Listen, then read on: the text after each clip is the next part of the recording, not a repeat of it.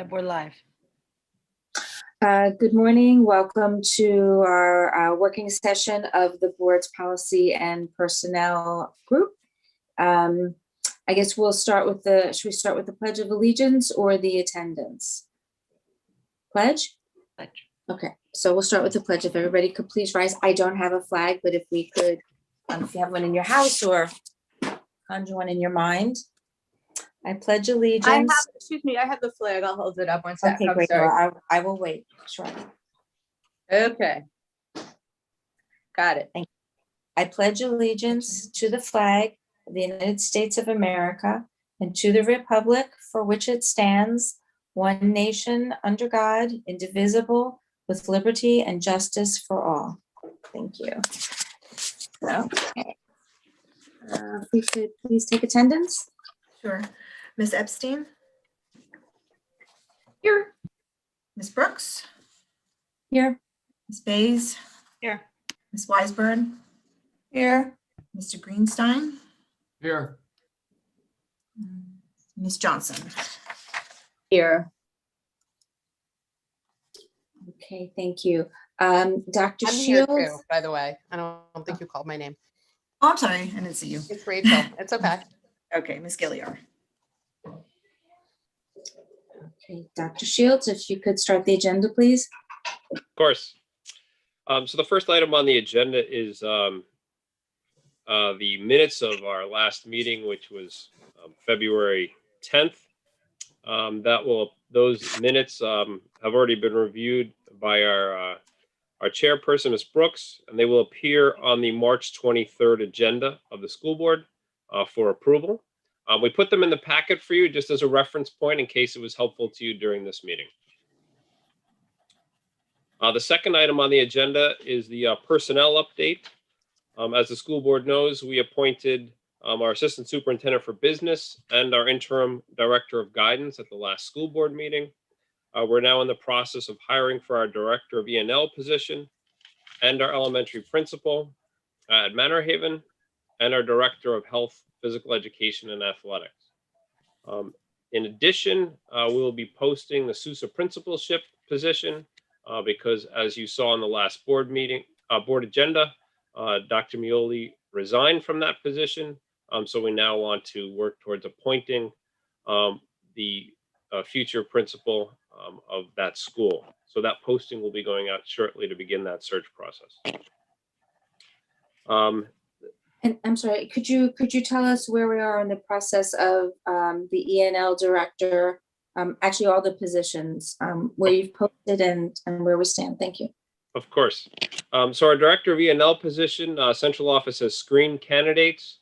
We have a very short list that we're sending on to a committee for their review. And then they will then debrief with myself, Dr. Hines, and Dr. Mioli here in central office. So we have that moving forward, and those interviews will take place right after vacation. The elementary principal position for Manor Haven, we have we have shortened that list. We had several applicants, over 60 applicants, and we've shortened that list to a screening list for myself and Dr. Mioli here in central office, and we're screening those over the next 10 days. So we will then move them towards a committee after vacation. On the area of director of health, PE, and athletics, we have shortened that list as well, and we're doing screening for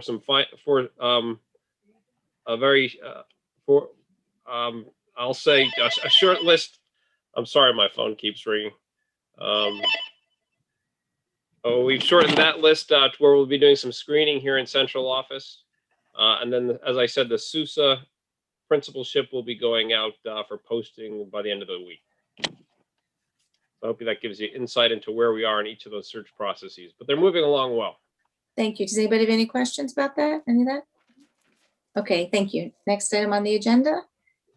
The next item are two policies that we review annually. One is the investment policy, 6240. And the second one is 6700. We're required by law to review them each year. They've been reviewed by Mary Callahan and her team in the business office. And she says there's no need for any changes to it, but it's important that we review them each year to make sure they're kept current. So there's no action needed on them, but they should appear on an agenda each year. Thank you. And those will be marked as having been reviewed? Correct. Okay, thank you. The next item on the agenda is a suspension of policies.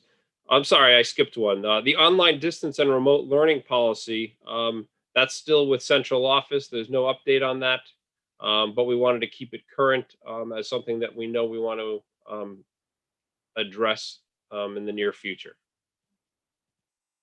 Is there any idea or indication as to when we might start addressing this substance of the policy? I think from the last conversation we had around it, it was connected to the work that's being done in the area of vision and mission work and the equity work that we're doing. So we were trying to get that moving along so we could have greater insight into how we would potentially want to address this policy moving forward. So I think the answer to your question is that we want to make sure we revisit it before the end of the school year, because we'll be well into that work in those two areas. Okay, thank you. The next item on the agenda was policy 2430, the suspension of policies. You may recall this was left over from the 2000 series that the committee has done extensive work on. So you'd asked me to share this with our school district's attorney, and Mr. Miller has reviewed it. So what you see in your packet is what he would recommend we adopt going forward. You'll notice it's got his name as a draft from Howard Miller written across the top for easy referencing for you. You can tell it's brief. What you also have as backup is the original policy, which was also brief. It was, you'll see it's 2 sentences long, the old 2430.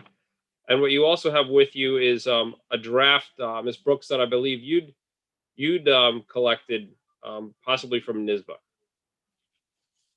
But Howard Miller has reviewed our policy, and he believes what you have in front of you with his name on the top is what's appropriate for the district to adopt.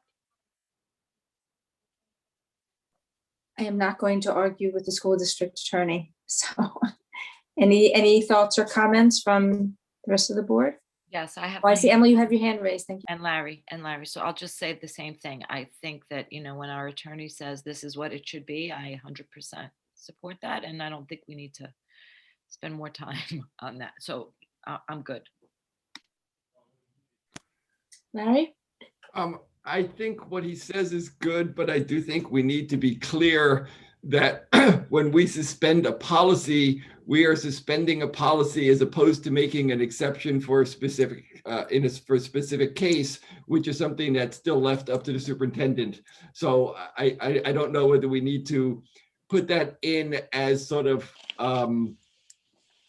addendum, so people don't call up and go, my kid got a B, I want you to suspend policy 2430 so that he can get an A or something like that. That is an administrative function. If we're suspending a policy due to a pandemic or something like that, that is something that the board can vote on. So I don't know quite how we would word it, but I think we need to be a little bit more clear on it. Well, the very last paragraph of the last draft that we had sent to Howard says a citizen appeal. Now it doesn't say to the superintendent, but it does say citizen appeal concerning a board adopted policy may be made. In such a case, the appeal will result in an exception rather than suspension or of policy, or however you want to word Right, that. but again, that to me, that isn't all that clear, because a citizen can appeal a policy based upon a policy, or a citizen can appeal a policy based on a specific case. So again, it to me, it's a little unclear. I don't quite know how to make it clearer, or maybe, maybe we would define what an exception is. exceptions to policy may be made on an individual, on a case-by-case basis by the superintendent or his designee. So something like that may make it a little clearer. But then again, I'm like the only non-lawyer in the room. Rachel, I saw your hand raised, but Julie had her actual hand go up first, so. Julie? Yeah, I'm sorry, I wasn't doing my virtual hand. I did my real hand. Yes, thank you. So I don't know that we need to go into that much detail, because remember in the previous policy, which just talks about policies, and if you want to issue a complaint or ask for an amendment, or if you're a community member and have a problem, I can't remember the policy that we did in the previous meeting and that we adopted already. It gives all of the parameters for that. And this is really just talking about if there is a suspension of a policy, it's going to come to a board vote. End all be all, right? And how that is discussed and what discussions happen within the board to come to that resolution, that all happens in the interworkings. But just for a straight suspension, this is just saying that the board is going to vote on it. So I don't know that we need to go through all of the exceptions and mire into the weeds a little bit. Rachel, I thought I saw your hand up. No? It was. I'm kind of mulling this over. I mean, I think that some of these comments are because we can have all the rules written here in policy, and it can still sometimes be very difficult for the community to understand or even to find, because look, when we have these conversations, we're talking, well, we've already set this part in that policy. We don't need to say it again.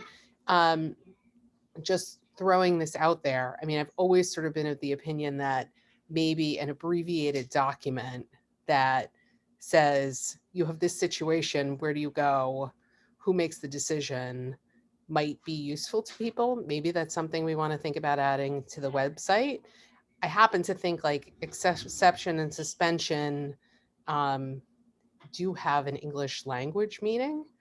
And I would keep this last provision definitely, because I think it's important for people to understand that it's not that if you have an issue with a policy, you need to come to the board and ask them to vote and suspend it. There are powers of the superintendent that are totally separate from the board, and we want it to be that way. We want the superintendent to be able to look at a situation and say, well, here's our policy, but for fairness, for justice, for whatever reason, it doesn't make sense to uphold it against this particular person.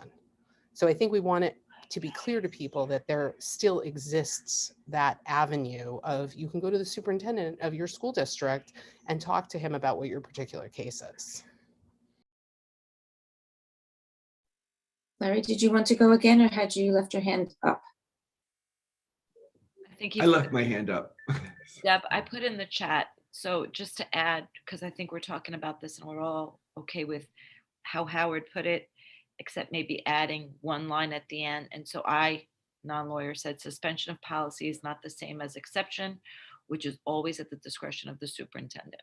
So can we just add that and just move on with this? Because I think that's what we're all saying, right? That, you know, we support Howard's. We just want to make sure people understand the difference. Yes, and a PR person would come up with the good language.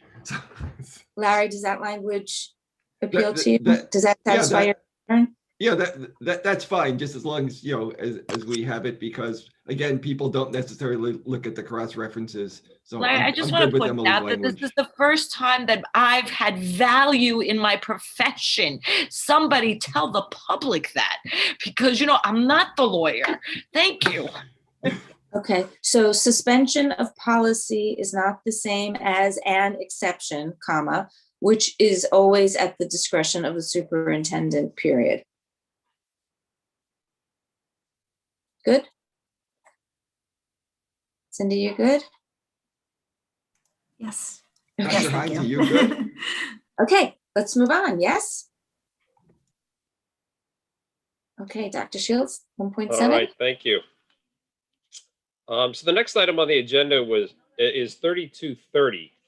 That's organizational charts. the committee asked that we review this policy.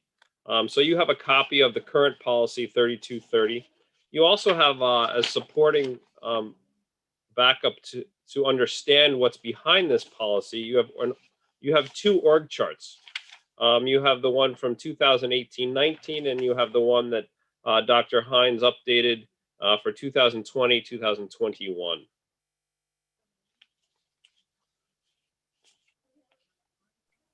So I believe the goal of the committee was to just review review 3230 and see if it could then be marked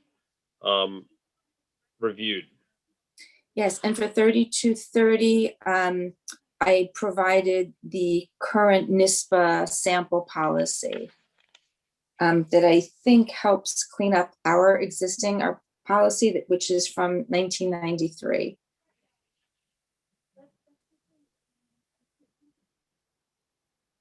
And so the title that NISBA is giving it is Administrative Organization and Operation, as opposed to what we have as organizational charts.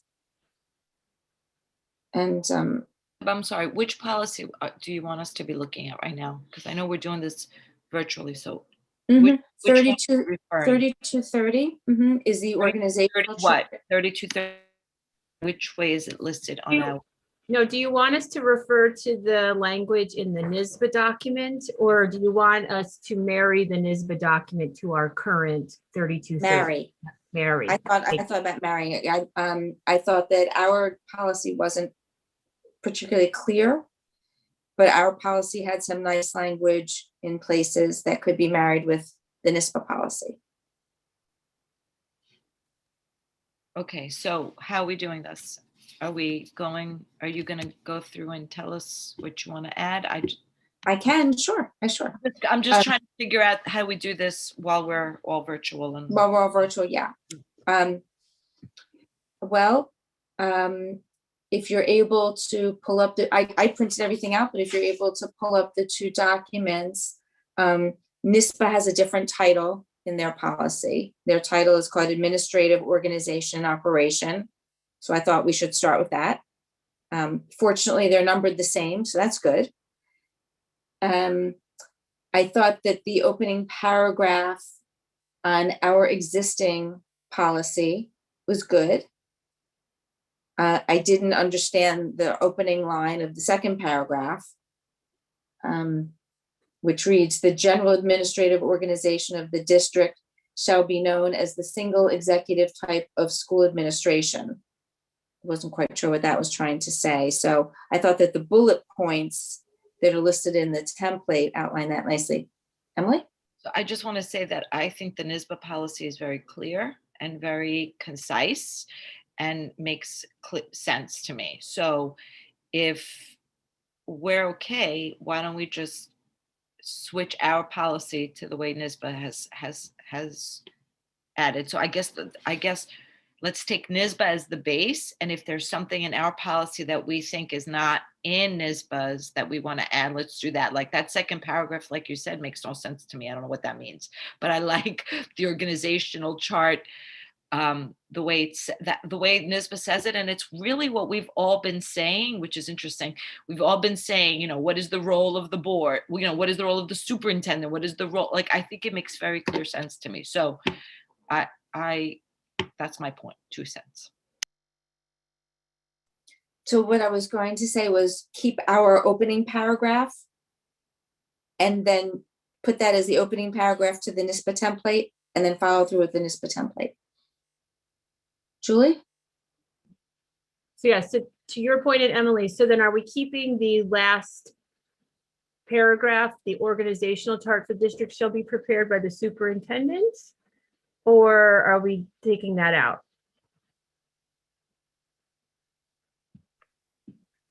We can keep that. We actually should keep that. Right, so we're just basically deleting the second paragraph of this, or really sentence of this, of our original policy, putting in A through E from BOCES and going forward with that, right?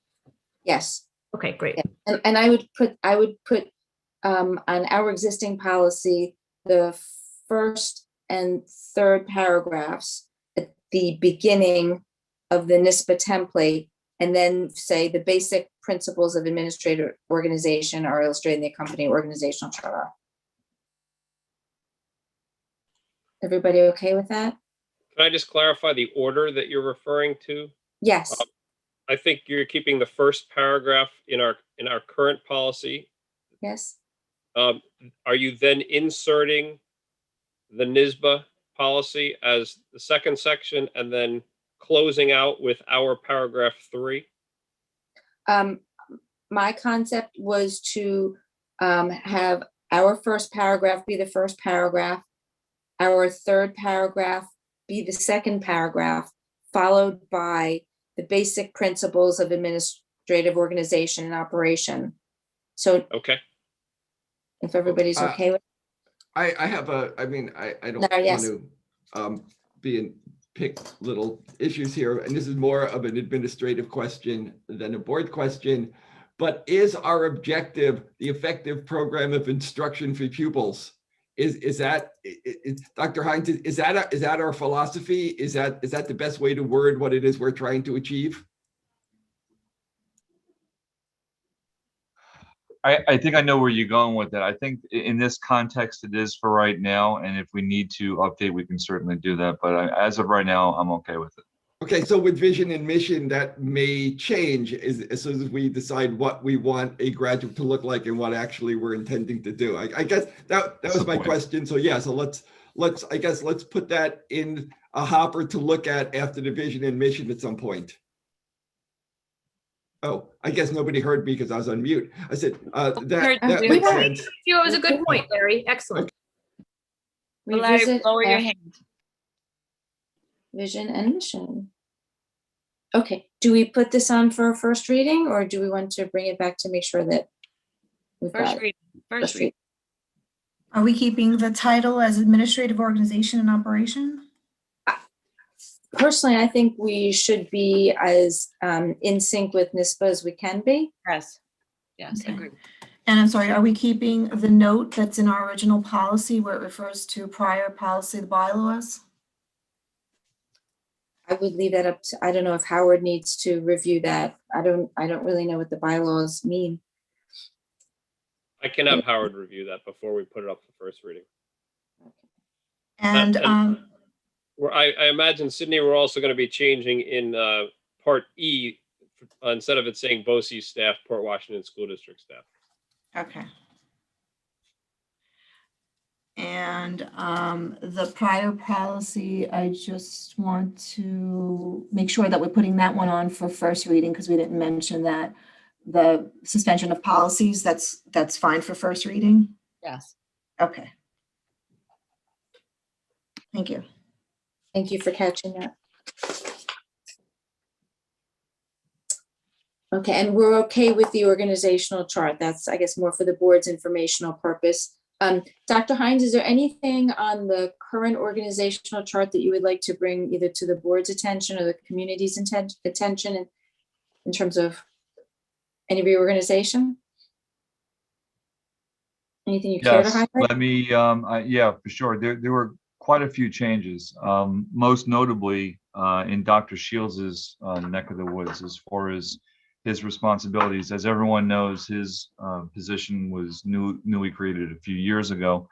And so after being here for a year and understanding what I needed him to supervise and oversee, you will notice that he's supervising the elementary principals, the director of health and physical education, the director of athletics, technology, and really has, I think, done an incredible job. That was a major shift because I think what's important for his position is, of course, from an HR perspective, but he also needs to keep his toe in the water when it comes to what's happening within the buildings, and he's done that really, really well.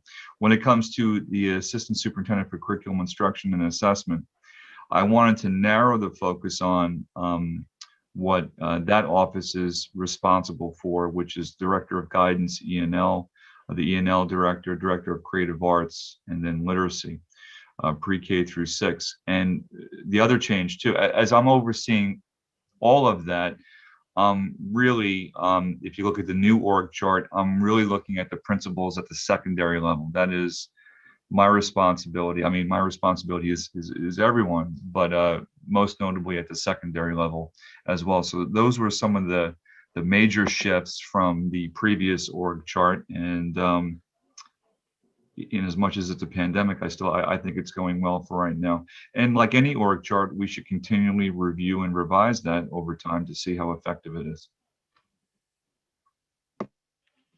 Thank you. Larry?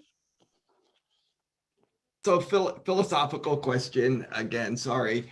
I sort of have a problem with the students being the bottom of the chart when I actually think they're the top of the chart. And I know they belong there too, but maybe we have some circles coming around to put them up to the top because they're not our product. They're our Yeah, they mission. aren't widgets. You're gonna say right. widgets. And again, so just that. And then the other thing is, it seems that the assistant superintendent from CIA has no direct relationship to the students. And yet I would think every person in the district would at some point be related, would come down to the students. So they're small points and they're not going to affect the way you run the district day to day. But if we're looking at the graphic. I totally get it, Larry. Visually speaking, I agree with you. One of the things we have to do when and I hope Denise doesn't hear this, we need to use a new program for creating this graphic. It's in a hot tub time machine. It's locked in, and we need to use a different instrument in order to create it. And when we do that, we can look at putting the students at the top. And I have to be honest with you, probably shouldn't have said that because Emily doesn't like when I say that. For Dr. Shields and for Dr. Mioli, they're always supervising kids and connected to kids. Of course, and maybe what we end up with the circle instead of a linear chart. Yeah, so I understand it. And again, after vision and mission, this may change somewhat also.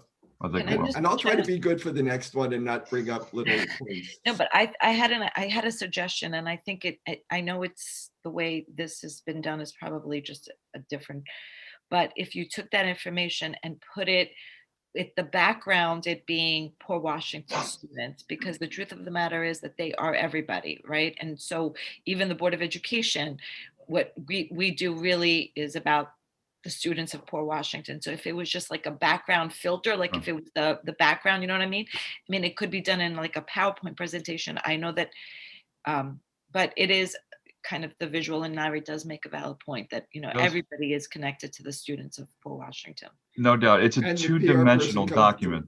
Yeah, for sure. On the other hand, it helps to visualize it for the chain of command and public complaints. But okay. Larry, do you have another comment, or you didn't take your hand down? Okay, I good. generally expect Emily to take my hand down for me, but she's not in charge of this one. Okay, I'm going to close out the organizational chart on my desktop. Sexual harassment. Oh, did I skip one? Yeah. Oh, the sexual harassment one. It's a very very long one. I think Ms. Epstein brought this to the attention of the board, and I asked Dr. Shields to look into it. So, Dr. Shields, I'm going to ask you to describe what you've come back to the board with. Thank you. Of course. Can I just interrupt Yes. for a moment? The org chart, is that going to be marked as for reviewed or first reading? Are we changing anything? Actually, no, I think it needs to be that's a updated reg, on right? the website. I'm sorry? Right. It's a reg, so I don't think we approve it. Okay. It's got an R. Okay, so I'm just Do I going to correct insert it Dr. in. Shields? But it should be updated on the website. I think the current chart on the I think the chart currently on the website is from 2018. It is. Okay, so I'll update it. I'll switch it out. Okay. Yeah. Thank you. Thank you. Thank you, Cindy. Yeah, so the next item on the agenda was brought to us by Ms. Epstein, who had just brought to our attention that there were some laws changing, and she was recommending that our school district attorney review the new laws that were being put in place as they applied to our policies that we had here in the district. So I approached Mr. Miller to take a look at that. I don't want the committee to feel like this needs to be resolved today. It doesn't. You have a 21-page document that Mr. Miller sent to us as a starting point for you. So that is attached. And my suggestion would be that the committee take some time between now and the next committee meeting to look at that document. Not need to do that today altogether. You also have attached 5021, which is our current policy on sexual harassment. And you also have the regulation as it relates to 5021R. So, Ms. Brooks, how do you think that plan is appropriate? Just because I don't want people to have to comb through 21 pages today on this virtual meeting. I agree with you. The existing policy is from 1995.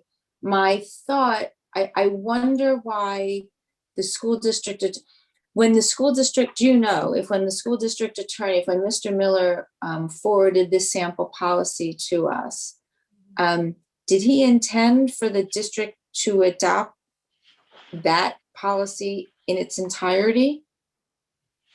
Is there a reason he provided us with all of that? Because it seems to me that this is a template. A lot has changed in the world with respect to sexual harassment since 1995. So I understand the density of the policy, but is it his recommendation that we adopt this pretty much as is? I believe that is his recommendation. Let me share with you the note that he sent along with the policy. One of his colleagues had put this together with one of the BOCE's clients as a model policy. The items in the yellow are specific things left to be customized by each particular district. The items in the green are timeframes that each particular district is supposed to include. Our suggested timeframes are included, but those are not required by law, and each district can change them as they see fit. So I believe it is his intent that we adopt this document with the minor edits to the parts that are shaded. Mm-hmm. So the timeframes, are those, if those are subject to change, are those determined by the board or by the superintendent or his or her designee? The things in green. I believe they're up for discussion by this committee. I don't think it's one or the other. I think before adoption, we should be comfortable with what's selected from his shading. Okay, so the board's homework assignment then is to go through and review the yellow highlights and the green highlights. So the green highlights involve timing issues and the yellow highlights involve word choice or paragraph choice issues. Correct. Emily? I want to make a further suggestion. I think we should absolutely follow our attorney's recommendation as to what the policy should look like, and it is 21 pages, so let it be. I also believe that the yellow is something that you, Dr. Shields, can add, because those are things that you would know who is responsible in our district to take care of things. So I don't think it needs much more work than Dr. Shields kind of going through it, putting in what he recommends, the wording, whatever the yellow is, and let's bring that back to the board and say, are we okay with it? I don't think we need, in my mind, that much more. I mean, I'm certainly not going to question what our attorneys are suggesting to be the wording of a policy on sexual harassment. So that's my suggestion for homework. I'm actually giving it back to Dr. Shields. That's fine. That's totally fine. Well, it's interesting because most of the yellow I see, one is about a standard of evidence. So one is about the preponderance of the evidence and the other is clear and convincing evidence. And I don't know if it's up to the board to decide, because it's a legal policy issue, or if the attorney would make a recommendation. I'm just not sure. I thought I saw Julie's hand up. Julie, did you have your hand up?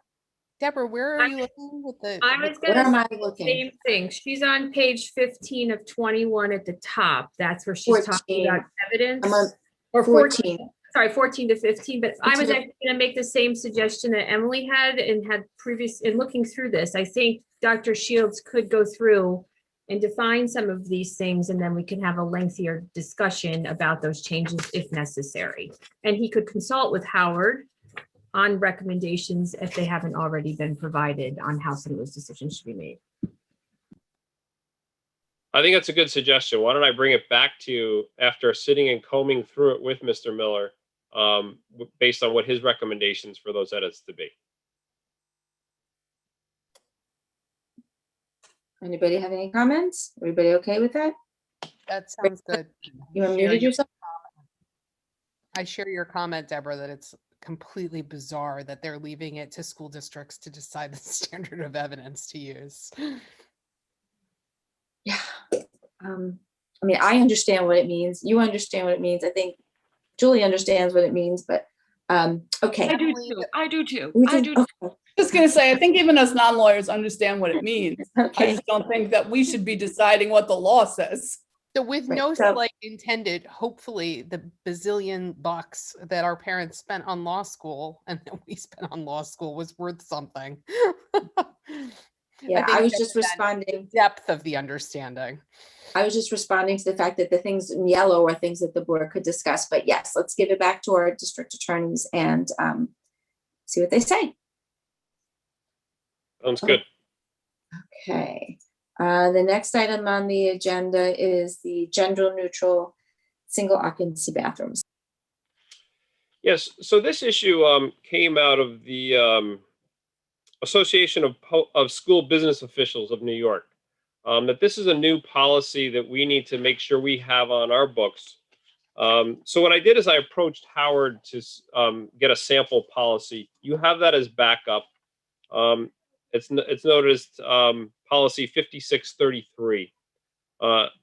And the subject title is gender neutral single occupancy bathrooms. We don't have a current policy, so this policy was recommended by him. What I would suggest also is taking out the note that's at the bottom because we don't have a 7552 policy.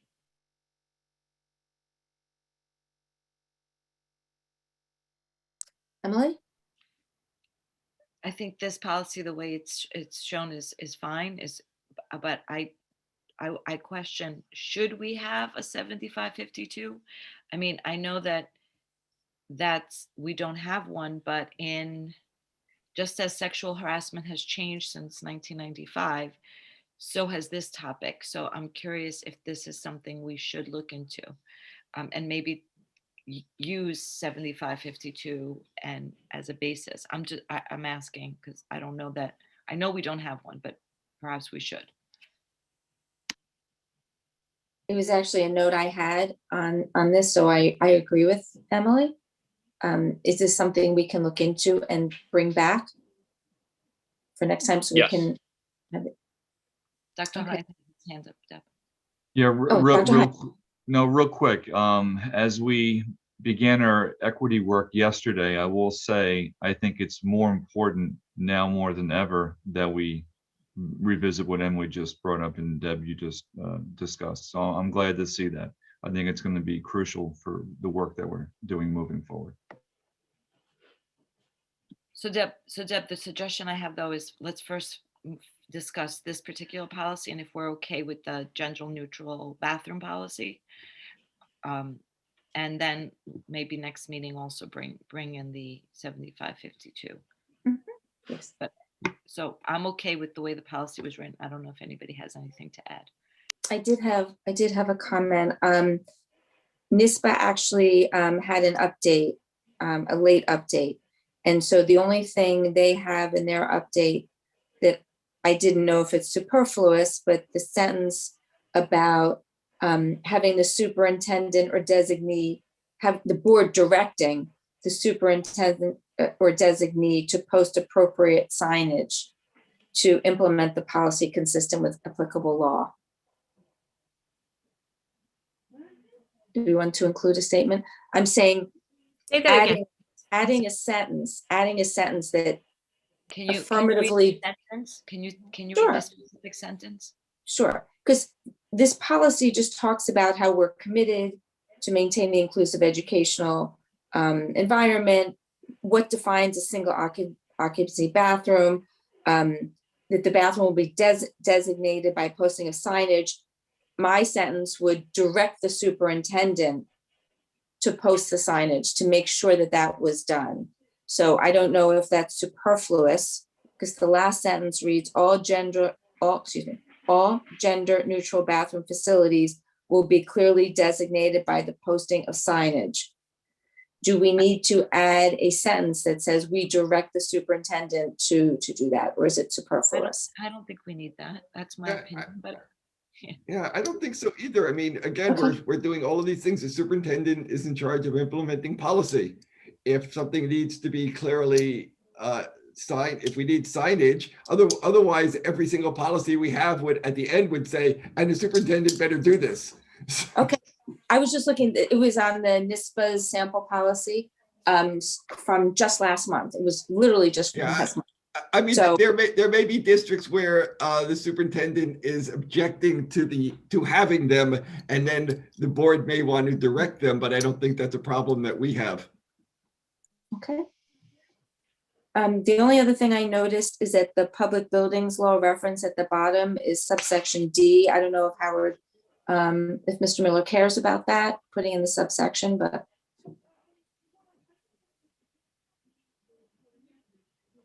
Dr. Shields, I don't know if you want to ask him, and we'll just put on for a first read. I can certainly ask him. And I do agree with your recommendation of putting it on for a first reading at the upcoming school board meeting. Okay, done.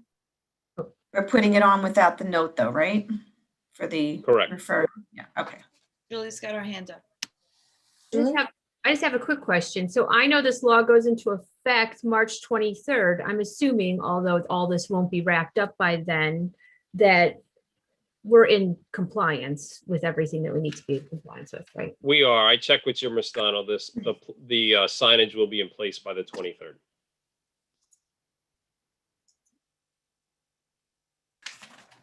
Any other questions or comments? Okay, last item on the agenda is attendance.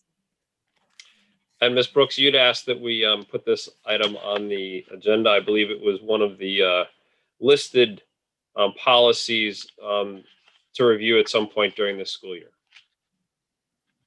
Yes, I asked because there were two, well, first of all, our policy, the last time it was reviewed was 2003. And since then, there have been two updates by NISBA. The first update was to discourage incentives to attendance. And that, I think you posted, yeah, on the sample policy pages aren't numbered, but there's a shaded area that addresses, while the district is required by regulations to include incentives, this policy should not come at the expense of attending school when sick and risk spreading illness and so forth and so on. So I thought that we should take a look at our attendance policy overall in light of the updates that NISBA has done. And also NISBA updated in July 2020 to reflect the pandemic and circumstances under which students might not be able to attend school in person, and also when they are online, attending remotely, what the attendance requirements are. So the NISBA document is probably about 10 pages long. And I think this is another one where either we try to marry the two, we adopt one in whole, or we give it to the school district attorney to cut and paste. Thoughts?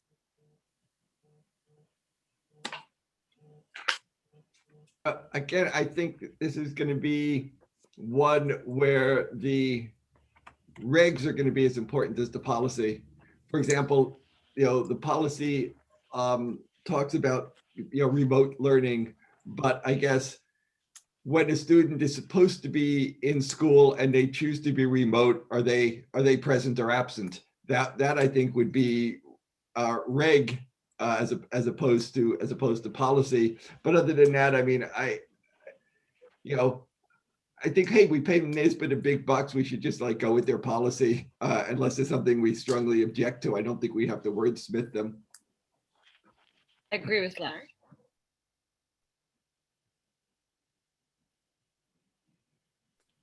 So are we adopting the NISBA policy in total as our own, or should we give it to the district attorney to make sure there isn't anything in there that doesn't pertain to Port Washington? I think first we should give it to Dr. Shields to go through with. Right. To see That's what I was whether gonna say, because there are places where it says the board has options. And I think for that, we need administrative recommendation on what they think. And there's a couple of the gray areas where they talk about that.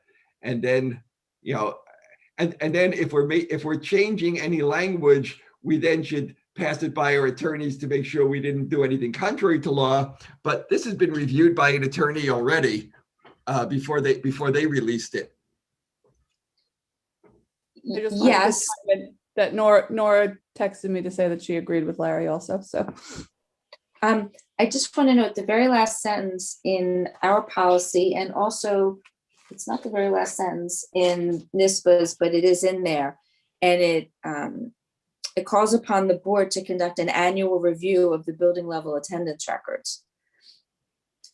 So I'm not quite sure how the board goes about doing that, but it is in our policy that we are supposed to do that. Well, we kind of do it every week, every board meeting when we get we get a, enrollment report, right? Isn't that kind of attendance? How many I kids don't think that's not attendance, Emily. indirectly.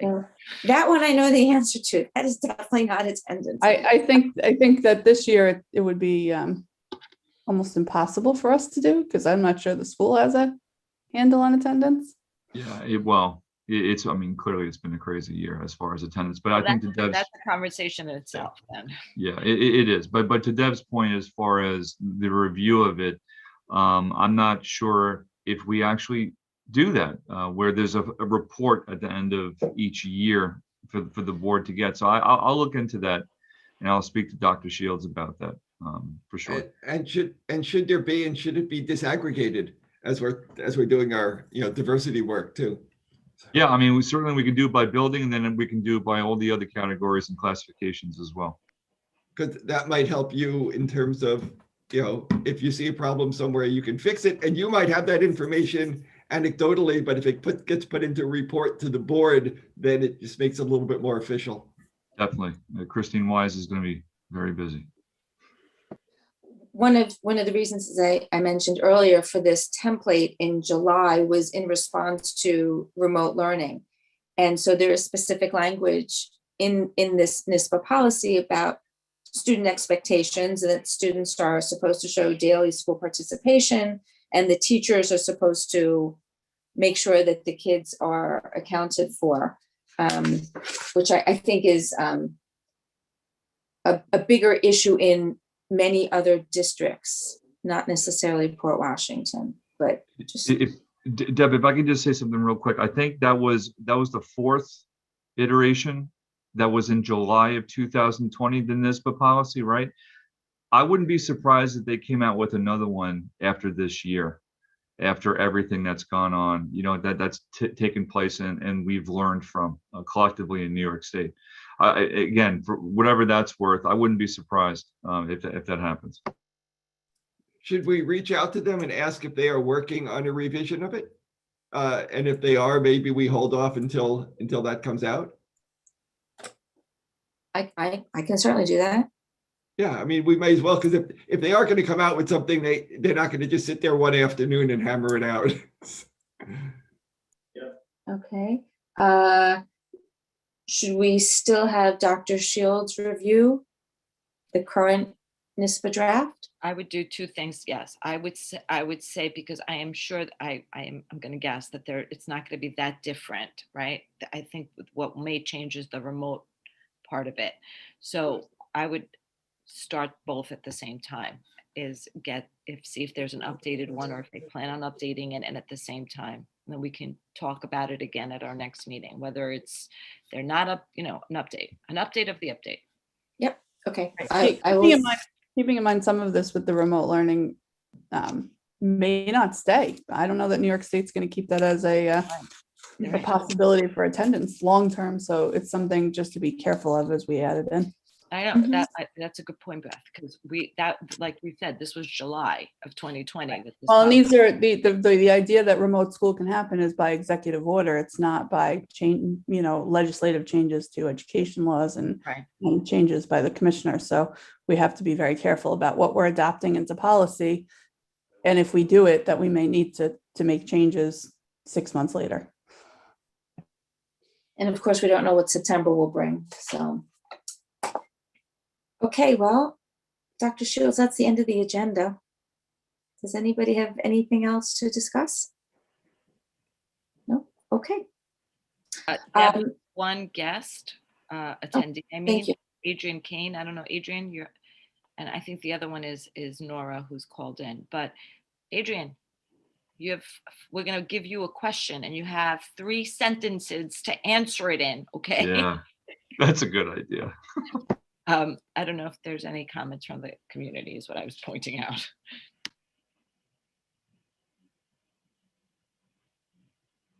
I don't see anything online